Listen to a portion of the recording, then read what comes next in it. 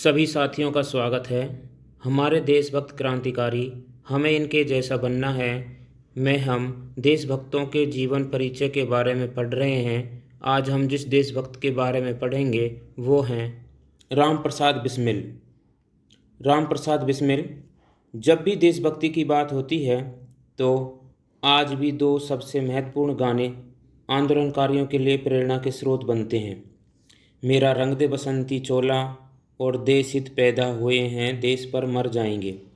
आज भी जब युवा इन गानों को सुनता है तो उसके अंदर देशभक्ति की भावनाएं उफान मारने लगती हैं।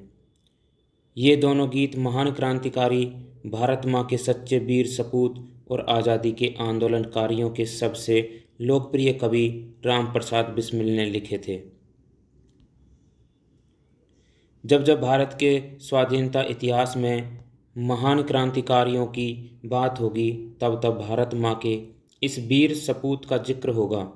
राम प्रसाद बिस्मिल एक महान क्रांतिकारी ही नहीं बल्कि उच्च कोटि के कवि, शायर, अनुवादक, बहुभाषाविद व साहित्यकार भी थे। इन्होंने अपनी बहादुरी और सूझबूझ से अंग्रेजी हुकूमत की नींद उड़ा दी थी और भारत की आज़ादी के लिए केवल 30 साल की उम्र में अपने प्राणों की आहुति दे दी। बिस्मिल उपनाम के अतिरिक्त वे राम और अज्ञात के नाम से भी लेख व कविताएं लिखते थे।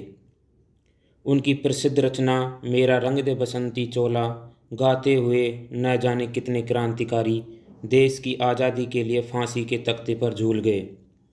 राम प्रसाद बिस्मिल ने मैनपुरी कांड और काकोरी कांड को अंजाम देकर अंग्रेजी साम्राज्य को हिला दिया था। लगभग 11 वर्ष के क्रांतिकारी जीवन में उन्होंने कई पुस्तकें लिखी और स्वयं ही उन्हें प्रकाशित किया। उनके जीवन काल में प्रकाशित हुई लगभग सभी पुस्तकों को ब्रिटिश सरकार ने जब्त कर लिया था।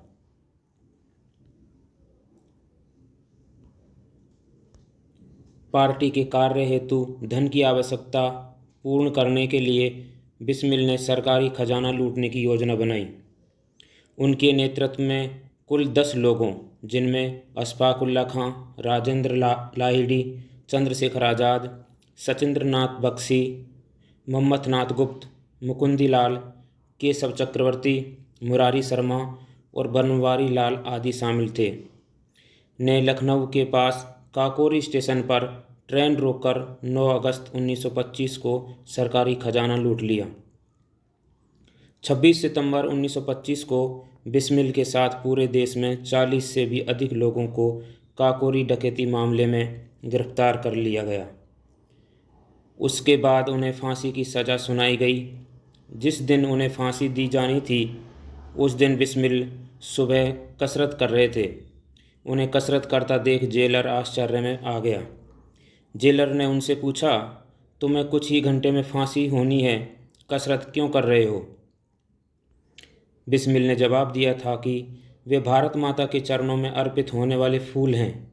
उन्हें मुरझाया हुआ नहीं होना चाहिए बल्कि स्वस्थ व सुंदर दिखना चाहिए। हमारे देशभक्त क्रांतिकारी हमें इनके जैसा बनना है। जय हिंद।